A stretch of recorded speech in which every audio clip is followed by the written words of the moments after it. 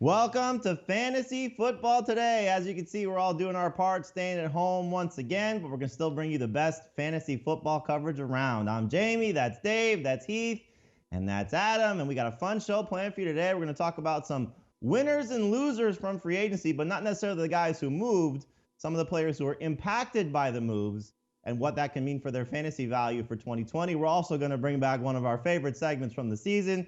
Heath Cummings going to give us some believe it or not topics. And of course, we're going to answer some of your Twitter questions. Our buddy Ben Schrager sent out a fun tweet asking for your questions, maybe dynasty related, some keeper questions. We're going to help you get ready to dominate your fantasy leagues as we always do for 2020. So gentlemen, let's get right to it with some of the winners as we start to talk about guys who could benefit with some of these moves. And there's probably no one bigger benefiting than Kyler Murray, getting DeAndre Hopkins as a new toy to play with, new wide receiver that he's going to throw to.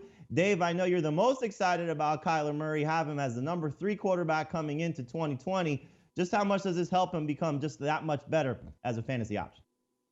Jamie, we're talking about a quarterback who threw for over 3,700 yards last year, completed 64% of his passes, and his best wide receivers were Christian Kirk and Larry Fitzgerald, and those guys are good, but DeAndre Hopkins is another level good. This is someone that will absolutely give the Cardinals the type of offense, at least passing offense, that they want. And I think it's huge for Kyler Murray. I think every single one of his efficiency metrics will go up in 2020. But the biggest one is going to be touchdowns. He only threw 20 last year. The Cardinals struggled in the red zone. I think DeAndre Hopkins changes that. And I look at Kyler Murray now as a guy that can throw 30 touchdowns, easily get over 4,000 yards. And we still haven't seen the best of him as a rusher. Wouldn't be surprised in the least if he had 500 yards rushing, 3 or 4 rushing touchdowns on top of that. I love the potential for him, Jamie. He is a top 3 fantasy quarterback. Heath, I know you like this move as well, but I don't think you're as optimistic as Dave is. What may be the drawbacks for Kyler Murray getting to maybe the 3rd spot at the quarterback position, maybe getting even higher depending on how things go for him? What could be the fallback, the pitfalls for Murray coming into this year? Yeah, I think we all agree Kyler Murray's going to be more efficient. I mean, he was really inefficient as a rookie. 6.9 yards per attempt, well below average. 3.7% touchdown rate is just abysmal. So I am absolutely projecting improvement for him.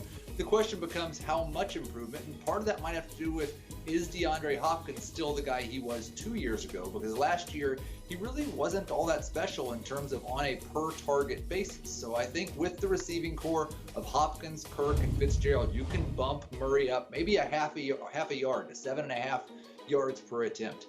The big thing for him is going to be, does this Kingsbury offense produce the type of play totals and point totals that we were promised in year 1, in year 2? Because last year they were a below average offense in terms of the total number of plays that they ran, and certainly below average in terms of their performance in the red zone. We're going to have to find out if that was a Kyler Murray problem or if that was a system problem.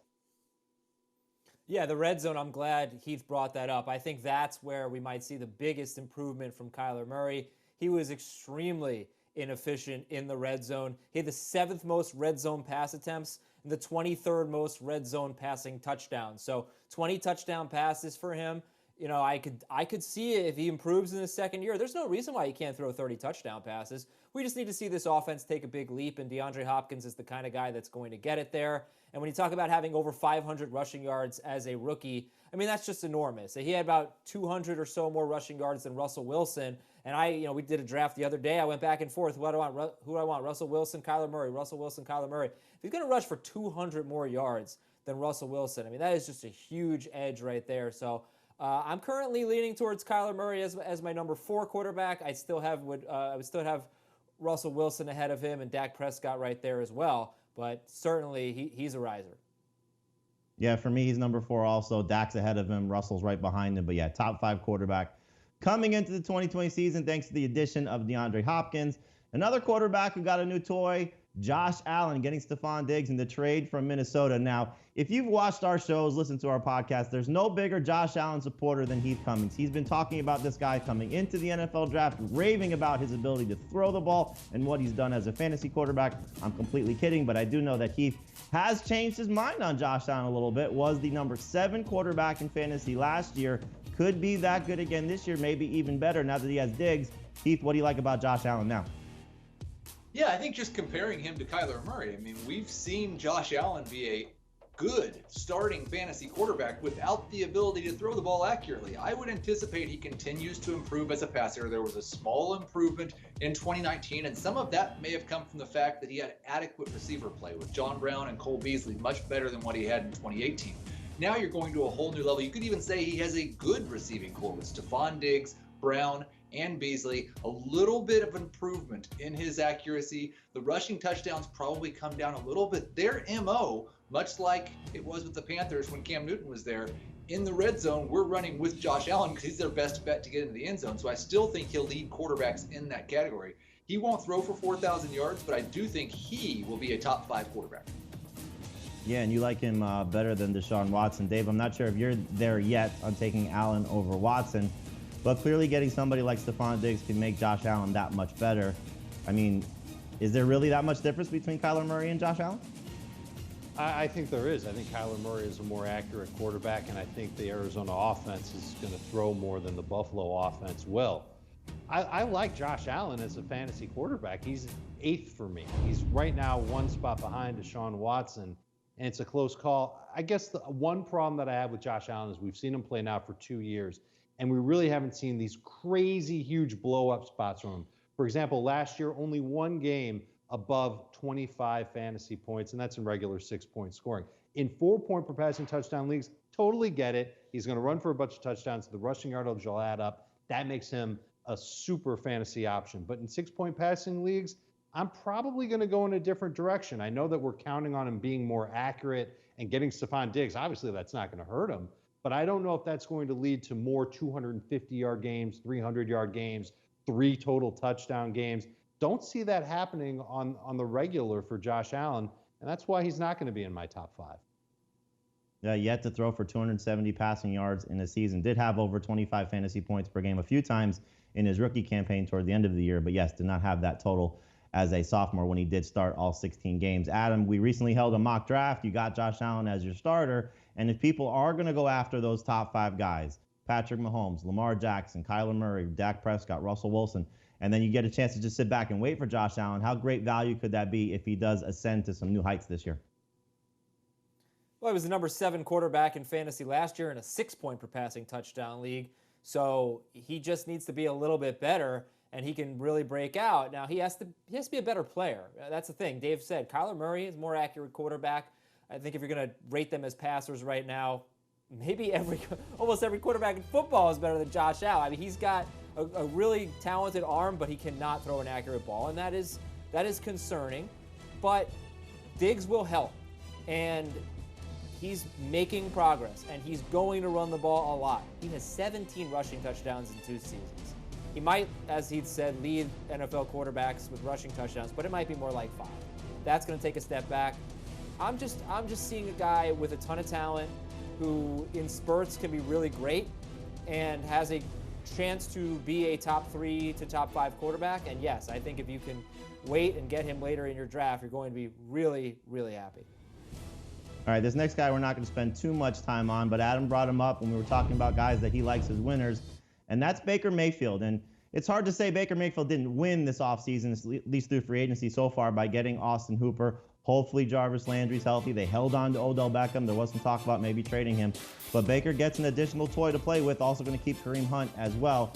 So, Adam, what do you think this does for Baker Mayfield, who was drafted as a top 5 quarterback last year, but we know did not work out for him in terms of what his fantasy production was? Can he get back to being a fantasy starter in 2020? Yes, it makes him one of my favorite late-round sleepers. It's not just Hooper, by the way. It's the right tackle, Jack Conklin. Offensive lineman, as with every position. You know, we've seen Andrew Norwell, hasn't really been amazing for Jacksonville. Giants signed Nate Solder. That hasn't been that impactful. But Conklin's in his prime, and he's going to anchor the right side of their line now, and that's really going to help. Beckham was playing hurt the entire season. He said he'd been playing banged up since training camp. There was a report in December from Ian Rappaport. It said that his injury was robbing him of practice time and is one of the main culprits as to why Beckham and Mayfield aren't always on the same page. Mary Kay Cabot said that Beckham's talent's been wasted in a dysfunctional Browns offense. everything is getting better for Mayfield. They got Hooper, they got an offensive lineman. Hopefully Odell Beckham can stay healthy. I don't really care about Jarvis Landry if Odell Beckham's healthy. All the reasons we liked Baker Mayfield last year are going to exist in 2020. Huge sleeper for me. Heath, give me the other side of that. Why can Baker Mayfield maybe not bounce back and could still be kind of a miserable fantasy quarterback? Well, it's hard to remember this because we now view the coaching staff as such a negative with what happened with Baker Mayfield last year. But going into last year, we were pretty excited about the offense because when the coaching staff changed in 2018, Baker Mayfield took off and looked like a surefire top 5 quarterback. The coaching staff in 2020 is going to be led by Kevin Stefanski, who just led one of the most run-heavy offenses in the NFL. And I'm not sure they'll be as run-heavy in Cleveland as they were in Minnesota. I sure hope not. But one of their other major acquisitions, they signed an offensive lineman. They signed a tight end. They signed a bunch of defensive players, and they traded for a fullback. They brought back Kareem Hunt. I don't know that there's going to be enough pass volume for Baker Mayfield to be anything more than a very low-end #1 quarterback if things go right.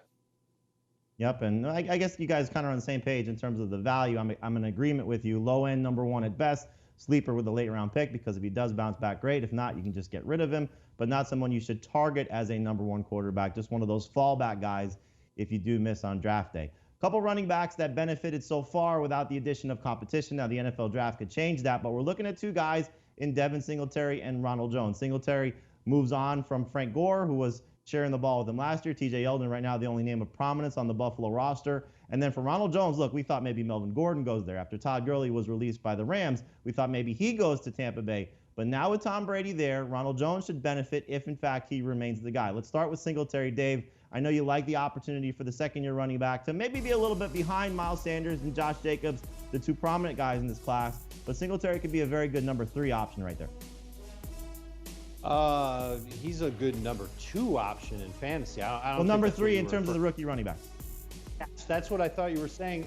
I can buy that for right now, sure, because I think Josh Jacobs is still going to be the lead back for the Las Vegas Raiders, and I think that Miles Sanders has a great chance to be that for the Eagles. But Devin Singletary, what's stopping him from doing that now? The Bills don't have a first-round pick. They use that to get Stephon Diggs.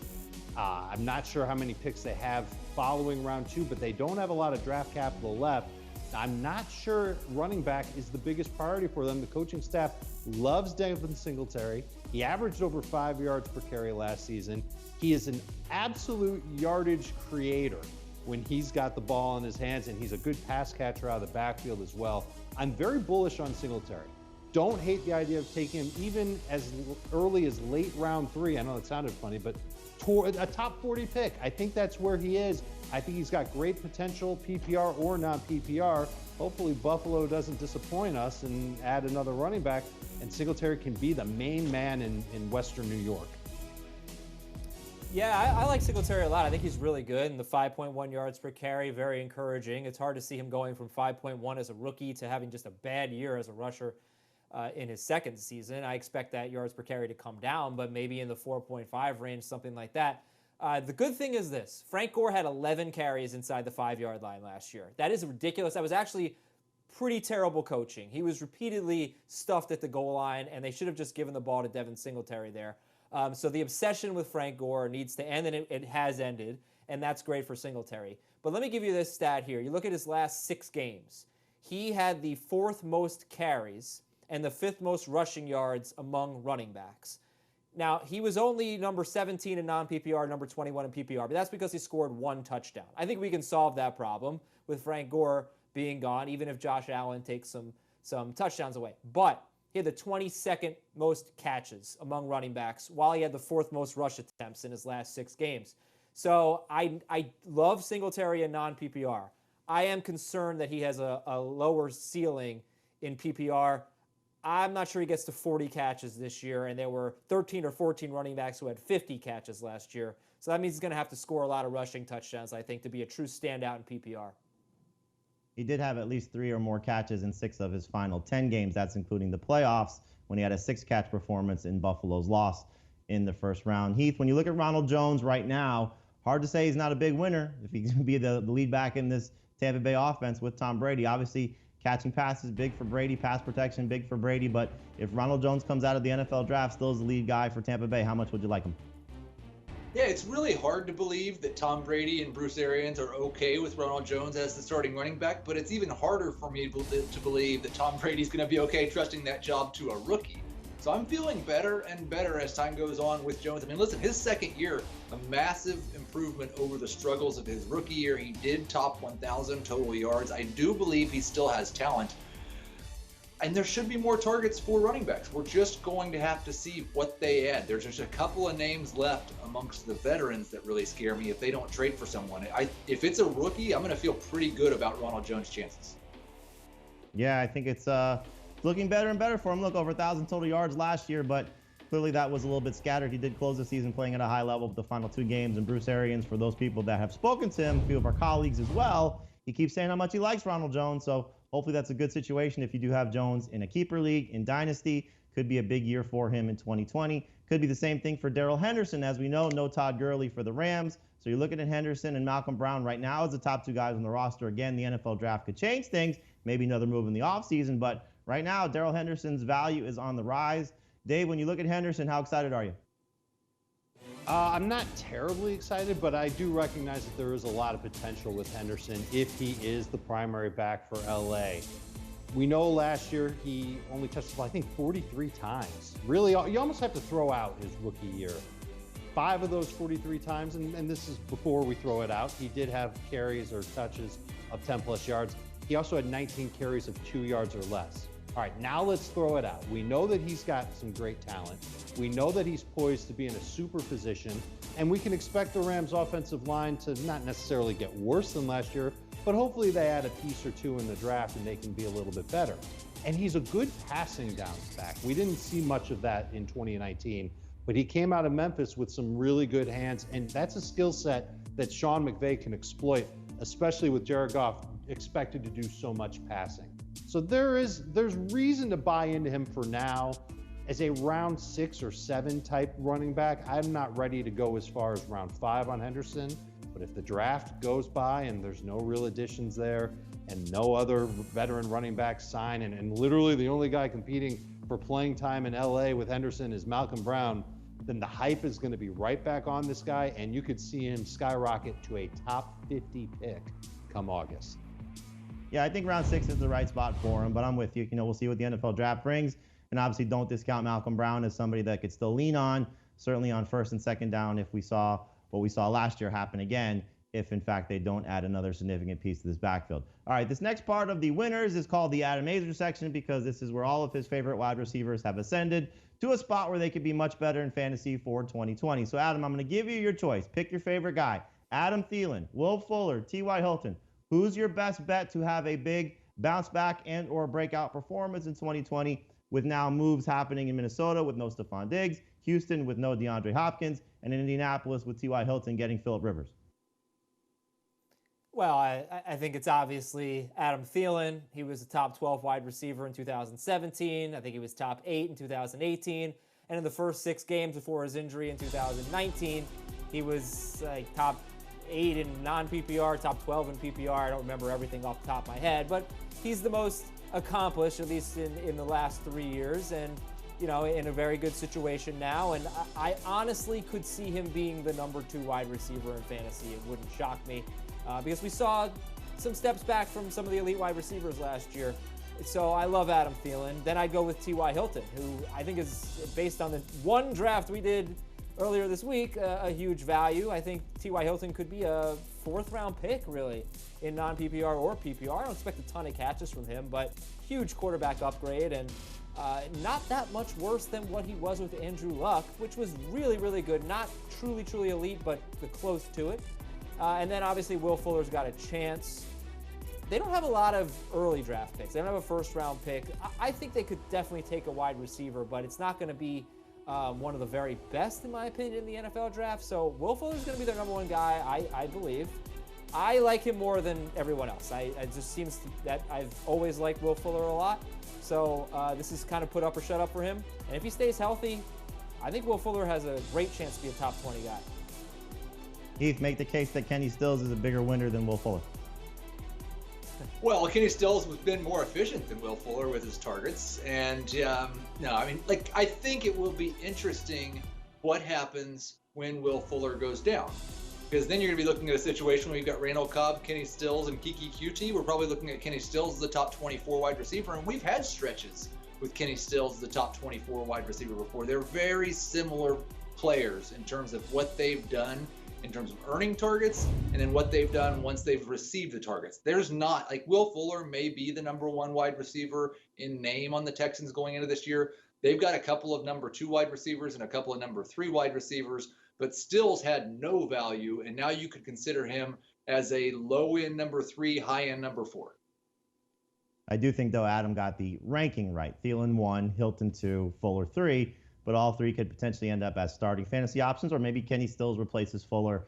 As Heath said, Fuller has a hard time staying on the field, so if he does go down, maybe that's Stills' role. So the last guy that's a winner that we have here to talk about today is DEEBO Samuel, and there are a lot of guys that could fall into this category about teams that really didn't add a lot to their rosters, but when you look at the 49ers passing game, they're going to get Jalen Hurd back from injury. Maybe Dante Pettis could have a little bit of a rebound season after a tremendously disappointing sophomore campaign, but DEEBO Samuel had a good rookie season. Maybe he takes that big step forward in his sophomore campaign. Dave, you've been a fan of DEEBO Samuel for a while. Does this offseason only enhance that?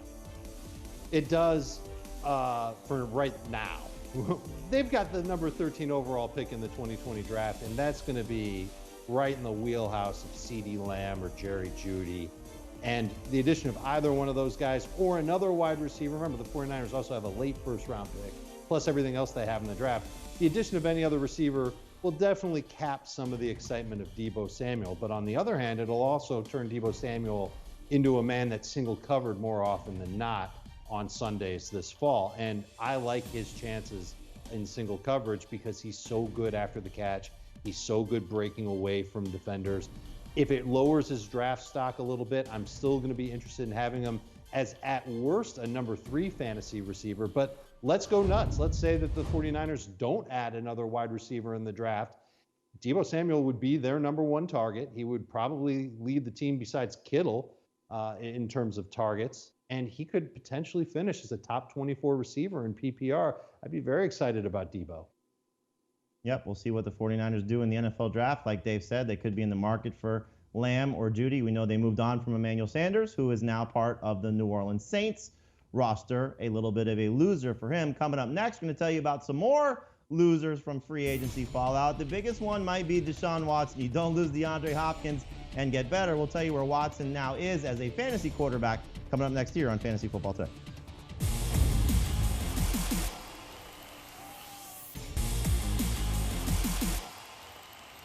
Welcome back to Fantasy Football Today. We're taking a look at losers from free agency, some guys who have lost fantasy value as a result of some moves that have either happened or maybe not happened in the case of somebody like Carson Wentz. Let's talk about a couple quarterbacks here, Wentz and Deshaun Watson. Watson loses with DeAndre Hopkins as part of the trade going from Houston to Arizona. Carson Wentz did not get any help this offseason, at least as of right now, in terms of adding a significant weapon to his arsenal. So we'll start with Watson here. We told you a little bit in the first block, we're looking at winners, that guys like Kyler Murray and Josh Allen have passed him.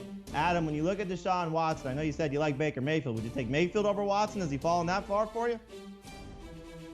I would not take Mayfield over Watson, but at the same time, I just don't really see myself drafting Deshaun Watson. I have no idea what things are going to be like for Deshaun Watson. He's not a guy who relied so heavily on his passing yards. He was 13th in the NFL in passing yards last year. So that's not a huge part of his game. He's still going to run for a lot of yards. He's going to score some touchdowns on the ground. But his #1 receiver is Will Fuller, and Will Fuller never stays healthy. It's just hard to see Watson being great this year. And I think if you're drafting quarterbacks, you should mostly be focusing on guys who have massive upside. I really don't see that much upside there from Watson. I'd still take him ahead of Baker Mayfield, but I'm probably passing him up because I still think he's going to be drafted as a top 10 quarterback, and I'm looking at these rankings. I'd take Breeze, Ryan, and Rodgers over Watson as of right now in 6-point per passing touchdown leagues. Dave, give me a round for Deshaun Watson where you'd be comfortable drafting.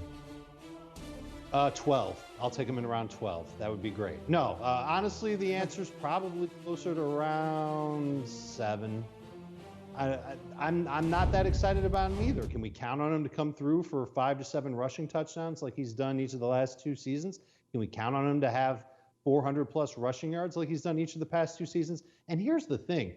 DeAndre Hopkins gave Deshaun Watson 30% of his totals through the air over the last 3 seasons when they were together. So this is rough. I don't see Will Fuller stepping into a huge role and getting huge numbers. I don't think Kenny Stills can do it either. And I almost wonder if Bill O'Brien's going to try and turn this offense into one that's a little bit more run heavy to keep Deshaun Watson healthy so that he's not running all over the place. It's a gross misuse of Watson, and it makes me not want to have anything to do with him in fantasy. I agree. Drew Brees, better fantasy option than Deshaun Watson. And Heath told you he would take Josh Allen over Watson as well. What about Carson Wentz, Heath? I know you still have him as a #1 fantasy quarterback. I do also. Right now he's 12th for me, but it's hard to say that this is a great offseason for him because not adding any wide receivers with Alshon Jeffrey, who knows what his status is going to be if he's a member of the Philadelphia Eagles roster. It's hard to say that this has been a good offseason for Wentz so far. Oh yeah, it's definitely not been a good offseason. I haven't really changed what I had him projected for at the beginning of the offseason though, because there were not a ton of real big name wide receivers available except for by trade, and they didn't want to do that. So I do still think that Wentz can be a low-end starter. I hope that he'll give you 200 to 300 rushing yards, run for a couple of touchdowns. He should still throw for close to 4,000 yards, and he'll be right around 25 touchdowns. He's a low-end starter. The thing that Adam said about Deshaun Watson is what I worry about with Carson Wentz, and that is with this receiving core, what's his upside? I just don't want to overplay the receiving core because he has 2 of the best tight ends in the NFL in Zach Ertz and Dallas Goedert. He has good pass-catching running backs, and he still has some wide receivers. We're just not sure which ones are going to be on the team. He also throws to his running backs at a very high level as well, as we saw with Boston Scott and Miles Sanders toward the end of last season. So that does help him a little bit. So we'll see if Wentz is able to still stay afloat. And again, the NFL draft could certainly help this Eagles wide receiver core because right now, Jeffrey, again, not knowing what his status is going to be. J.J. Arcega-Whiteside, does he take a step forward in his sophomore campaign? And Greg Ward, as we saw last year, converted quarterback, did play well. But I don't know if that's the type of receiver that can carry Carson Wentz and help this offense at a very high level. A couple running backs that have lost value. Phillip Lindsay, for obvious reasons, just based on the loss of the addition of Melvin Gordon. But Nick Chubb, I get a lot of pushback on this because I think Chubb loses a little bit with the Kareem Hunt staying on the Browns roster. At least that's the way it's going to probably happen, as they gave Hunt a second-round tender. So, Heath, when you look at Chubb, we all agree he's very talented. But as we saw last year, when Hunt came back from his suspension, it was not the best numbers for him, especially in PPR. Yeah, I think the problem for Chubb is that the passing volume is going to be very difficult to come by with Odell Beckham, Jarvis Landry, Kareem Hunt, Austin Hooper now also on the team. It's difficult to see how he gets more than maybe 35 catches on the year, and that makes it really hard in PPR. And non-PPR, I still think he's worth a first-round pick. I still think he can score double-digit touchdowns. If this offense goes as run heavy as Kevin Stefanski has in the past, it's possible for Chubb to be a #1 running back and Kareem Hunt to be a low-end #2. So I think he has some hope still in non-PPR. I'm just afraid that lack of catches is going to crush his value. And then the other thing is Kareem Hunt came in the middle of the year last year and took a chunk of the workload with an entire offseason. Hunt's been one of the best running backs in the NFL as well whenever he's played. We might see an even bigger split for Hunt. Yeah, Chubb, I mean, if you want to break down the numbers, first 8 games and last 8 games, first 8 games, top 5 running back. 154 carries, 25 catches. Last 8 games, outside the top 20 in PPR, but he had 164 carries, 10 more, but 10 fewer catches. The total yards were fairly similar. It was the touchdowns. He scored 6 rushing touchdowns before Kareem Hunt got there. He scored 2 after Kareem Hunt returned from suspension. I don't think that's because Kareem Hunt was scoring a bunch of rushing touchdowns. I think that's just, it was a little bit fluky. So I still think that we've had this offseason where Melvin Gordon changes teams, Todd Gurley changes teams, David Johnson changes teams, and you just really think about their role on the offense. How many touches will they get? How many catches will they get? Who's going to be used near the goal line? But with all 3 of those guys, you have to also wonder, are they good anymore? You don't have to worry about that with Nick Chubb. That's why I still think he can be a first-round pick in either format. I think he's more like a top 15 to 20 pick in PPR rather than top 12. But he's so good. And Jack Conklin, by the way, who I mentioned him benefiting Baker Mayfield, he says he wants to help Nick Chubb lead the league in rushing. And he wants to pulverize people. He loves running the ball and demoralizing opponents. So I don't really care that much what players say, but adding a tackle does help the running game as well. Nick Chubb is awesome, and I think he's going to be just fine. I think he's going to be a really good fantasy option. Yeah, it's going to be one of the more interesting backfields to watch unfold. And look, don't discount Kareem Hunt still potentially getting a little bit better now that he has a full offseason, or at least whatever offseason there will be as part of the Browns and the early part of the season after missing their first 8 games last year due to the suspension. We had a couple receivers that lost value because of quarterback changes. Keenan Allen losing Phillip Rivers, Julian Edelman obviously losing Tom Brady. Dave, when you look at those 2 wide receivers, how down are you on both of them? I'm down a little bit on Keenan Allen. I'm down a lot on Julian Edelman, especially looking at those Patriots quarterbacks right now. Are you kidding me? Brian Hoyer and Jarrett Stidham.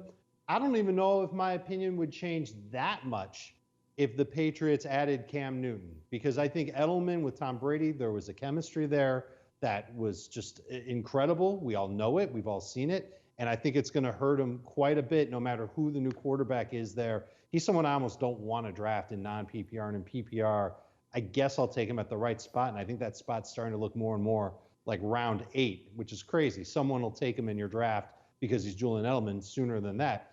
With Keenan Allen, I'm expecting the quarterback situation to change a little bit in LA. Tyrod Taylor might be the guy to start the season. That's not great. But we know that Phillip Rivers wasn't amazing for all of last year. Yes, that synergy that I talked about with Brady and Edelman, that was there between Rivers and Keenan Allen as well. But I still have some hope that Keenan Allen can be okay, certainly usable as a number 2 fantasy receiver. He's still a great route runner. He's still got vacuum hands. It's just a matter of getting a quarterback in there that can find him. I would love it if the Chargers made a move on draft day to get Tua Tagovailoa, and that doctors say that Tagovailoa will be ready to go much sooner than later. If Tagovailoa is throwing passes to Keenan Allen, then Keenan Allen might have some potential to sneak his way into the top 12 at wide receiver in full PPR. Keith, is Edelman going to end up being a good value pick? Again, we don't know what the Patriots are planning to do at quarterback. Dave mentioned Cam Newton, Jameis Winston. Maybe Andy Dalton's an option for them if they go the veteran route. Maybe they move up in the draft and get one of these rookies that could turn things around in this offense. But Edelman's going to fall for obvious reasons. If you get him in the right spot, can you still get good value out of him?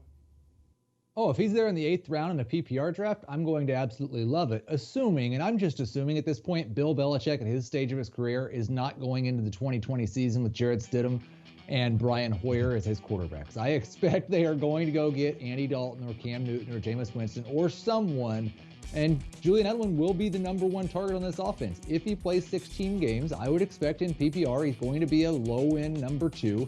He's been, on a per-game basis, a low-end number 1 with Tom Brady, so that's still knocking him quite a bit. But as long as they have an NFL-caliber starter, I would expect Edelman to be just fine in PPR. I mostly agree in non-PPR, he's not going to have a lot of value. Adam, we had 3 wide receivers who got some pretty significant company in terms of sharing the field with them. Christian Kirk, John Brown, and Curtis Samuel. When you look at Brown, clearly the addition of Stephon Diggs, Kirk, the addition of DeAndre Hopkins, and for what it's worth, Samuel loses a little bit with Robbie Anderson joining the Panthers. Which of those 3 guys is your favorite? Who would you rather have on your fantasy roster for 2020? The only one I want on my fantasy roster is Christian Kirk. I don't see how Samuel or Brown could really benefit from the additions to their team. However, I do see how Christian Kirk could benefit. Just because 2 things. One, I would have thought he'd have a better year than last year anyway, because Kyler Murray and this offense going into their 2nd season. And 2, why could Christian Kirk not be Calvin Ridley? Why couldn't he benefit from playing opposite one of the best wide receivers in football? I think Kirk's interesting. I feel like I might be a little higher on him than most people when the drafts come around. I'm going to look at where he went. He went in the 7th round. He went actually with Emmanuel Sanders and after DEEBO Samuel. So he went a round later than Julian Edelman. And right now, I'd rather have Christian Kirk than Julian Edelman. This is a draft we did on Tuesday. I'm still okay with Christian Kirk. Keith, what about John Brown? Last year was the number 1 receiver for the Bills. This year, probably not going to be the case with Stephon Diggs on the roster, but he did lead the team in targets with 117. Beasley was 2nd with 108. If he's getting 108 targets in terms of Brown, can he still be fantasy viable as a low-end starter, especially in 3 receiver leagues? Oh, in a 3-receiver league, I absolutely think so, and I would rather have him than Christian Kirk right now. I do think Brown has established himself as someone that is a definitively good wide receiver, and with what we saw from Kirk in terms of efficiency last year, that's just not true. It should absolutely help Brown that Diggs is going to be drawing tough coverage. So if he only drops to 108 targets, I would expect his production to be pretty similar to what it was last year, and I think he could be a mid-range number 3 in PPR. And for Samuel, we'll see how it shakes out in terms of who's the second receiving option behind DJ Moore. Obviously, you got to factor in Christian McCaffrey as well, Ian Thomas, but Samuel seems to be the number 3 option. We'll see how this works with the Joe Brady offense and with Teddy Bridgewater now under center, but Samuel does get a downgrade with the addition of Robbie Anderson joining the Panthers. Dave, one of your favorite players last year was Darren Waller, and as we've seen this offseason for the Raiders, they've added 45 tight ends to their roster. We'll see how this all shakes out, which they're going to do in the NFL draft in terms of adding a wide receiver, but Waller seems to be somebody that can still have value as a top 5 tight end, but probably could be drafted a little bit lower than that just based on what the Raiders have done this offseason. Are you down on Waller after what the Raiders' moves have been so far? Yeah, I'm nervous on Darren Waller, believe it or not. And I don't know what the Raiders are doing. They're adding all these tight ends. I mean, are they going to call Tony Gonzalez next and ask him to come out of retirement? Are they going to try and get Dave Casper back on the field? I mean, I'm not sure what they're thinking unless they plan on transitioning Darren Waller to play more of a wide receiver role. And if they do that while keeping him as a designated tight end, well, that could be really, really good for fantasy. We just don't know if that's going to be the case just yet. For now, I think you're still going to see Darren Waller on the field as an every down player in Vegas. That's good. Derek Carr being the quarterback there means that he's going to get some good volume, and they're going to expect Waller to make plays after the catch. The other tight ends that they added, they can't get many yards after the catch like Waller can. So there's reason for optimism there. I'm having a hard time putting him ahead of Austin Hooper. I think about those two constantly because I'm not really comfortable with Austin Hooper being my number 5 tight end. I just don't know if I can find somebody that can make that jump and I can say, yes, that guy is a top 5 type of tight end. Could Waller do it? If he retains 90% of his target share and he adds on a couple more touchdowns, then absolutely he could. It's just a matter of what the Raiders do. This is another team that's in the market for a wide receiver on draft day. And if they add a Lamb or a Judy, now they're piling that on top of all the other tight ends. It makes me wonder exactly what they think of Darren Waller, and it makes me nervous to take him as a top 5 fantasy tight end. Yeah, it's always interesting to see when teams improve their roster, but what it does for some of the fantasy options. So Raiders feeling that they get better with Jason Witten. Fantasy-wise, not the best situation for Darren Waller. One of the biggest movers last year was Le'Veon Bell. When we come back, we're going to tell you if he's still better than some of the guys who moved this year in terms of Melvin Gordon and Todd Gurley. Is Bell still the better fantasy option? We'll tell you about that next here on Fantasy Football Today.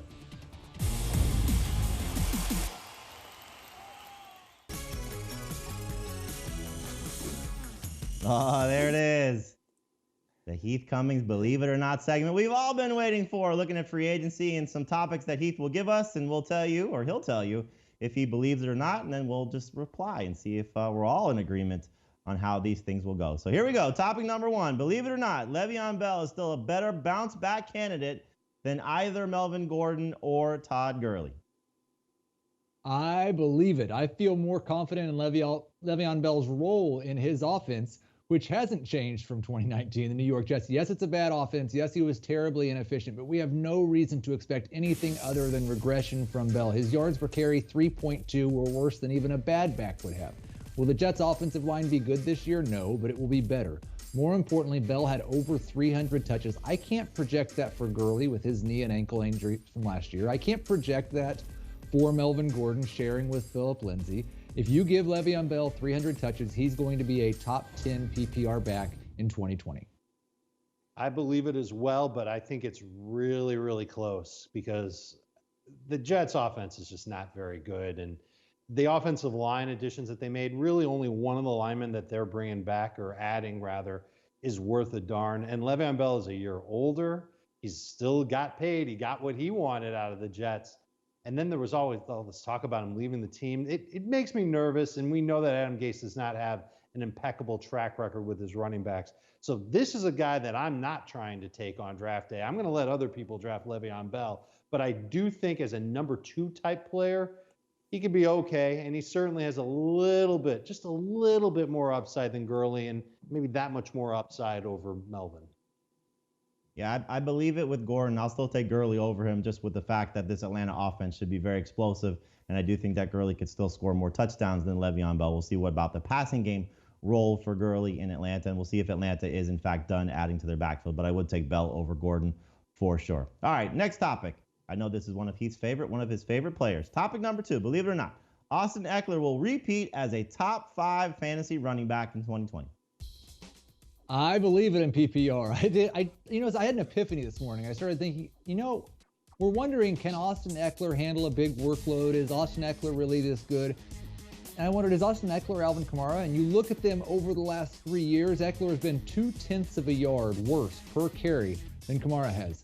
On a per target basis, he has been nearly 2 yards better. Yes, Tyrod Taylor will be a downgrade from Phillip Rivers, but there's no Melvin Gordon for 12 games, and it sure doesn't look like there is going to be a number 1 other than Eckler. Justin Jackson or someone else will play the number 2 to Eckler. He's going to get more than 200 touches, and he's going to be a top 5 PPR back. Yeah, I'm going to say not, as Borat would say, not. And I don't even think that Heath believes that Austin Eckler's really... By the time draft season comes, Eckler will not be a top 5 running back. The first 6 picks in your PPR draft should be 5 running backs and Michael Thomas. Those running backs are certainly not Austin Eckler. 92 catches, 993 yards, 8 touchdowns. He is not Christian McCaffrey. Those receiving numbers are going to plummet.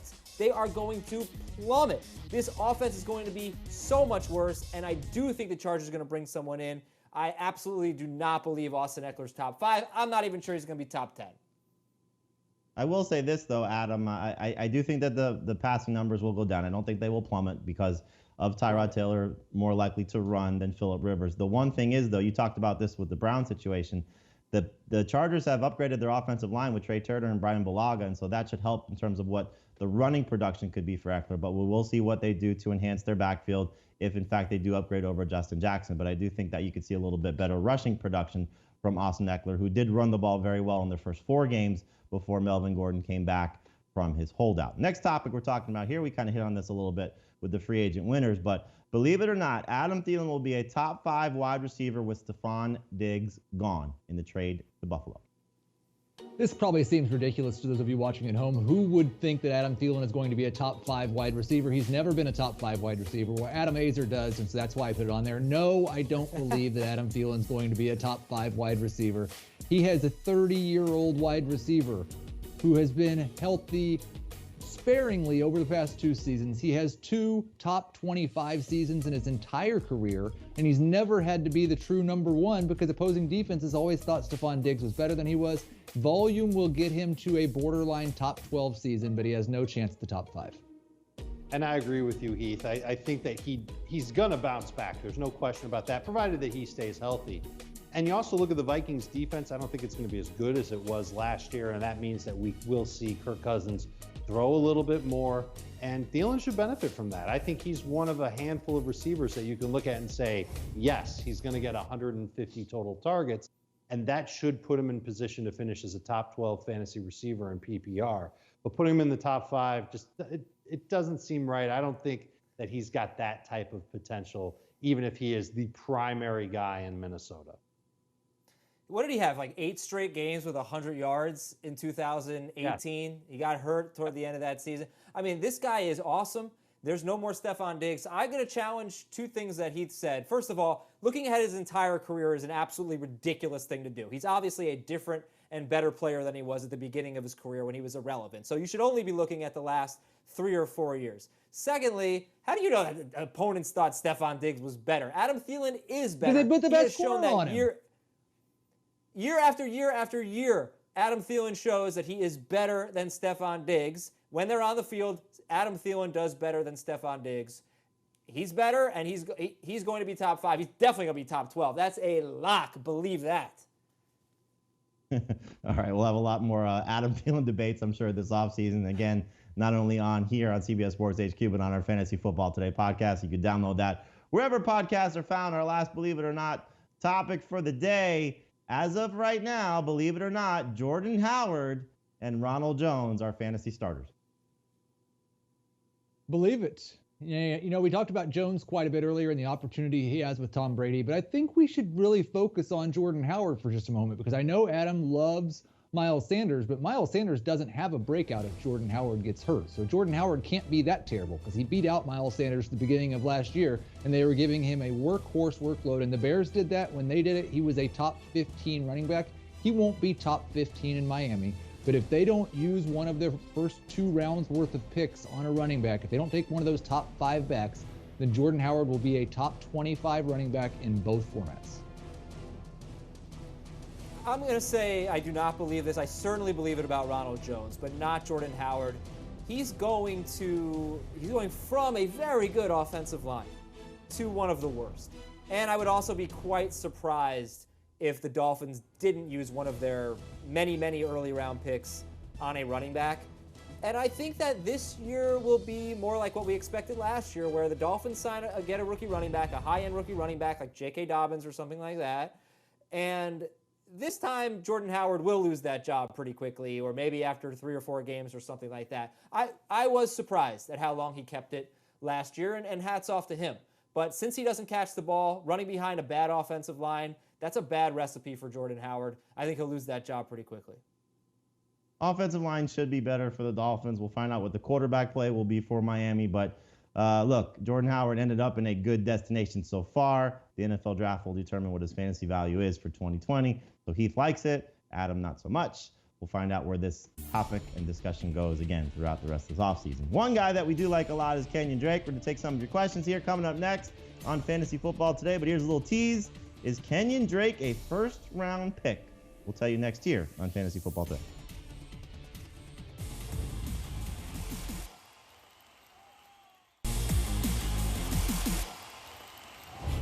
You have questions, we have answers. It's our Fantasy Football Today mailbag here on Fantasy Football Today on CBS Sports HQ. From Tyreek, is Kenyon Drake a first-round pick? Keith Cummings, would you consider Drake in the first round in PPR? I can't go quite that far. I still have questions about this offensive line. And listen, if Kyler Murray's going to throw the ball 600 times this year and DeAndre Hopkins is going to get his 150 targets, there won't be quite as many rush attempts to go around. So he's a good second-round pick and a steal in the third. Next question comes to us from Ben. Ben wants to know, hold or trade Keenan Allen? What kind of value will he have for a rookie draft pick? So this is more of a Dynasty League question. Adam, what do you think? Hold or trade Keenan Allen? I'm willing to trade Keenan Allen. If you can get any type of first-round pick in a rookie draft, I think that's worth it for Keenan Allen. It's a deep class of wide receivers, some good running backs as well. If you can get a first-round pick in a 12-team league in a rookie draft, I'd do it. Next question comes to us from Ben as well. Ben wants to know, Kenny Stills, the potential sleeper for when Fuller inevitably gets hurt. Dave, what do you think? We heard from Heath about Kenny Stills. What do you think about Stills? Is he a sleeper?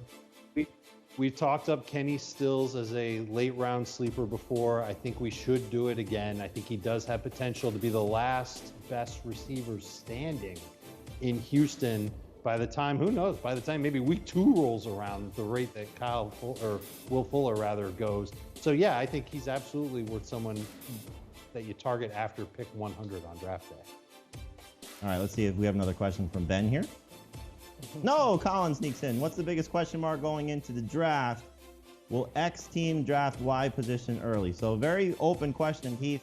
When you look at this, what do you think the answer is? Biggest question mark going into the draft? Which team's going to improve themselves? I think the biggest question going into the draft is how many wide receivers do the Eagles draft? Because they might need 3 of them. Eagles with the draft at wide receiver, Dolphins with the draft at running back, maybe the Patriots with their draft at quarterback. It's been a fun show, guys. Thank you for all of the information. For Dave, for Heath, for Adam, I'm Jamie. Thank you for watching Fantasy Football Today.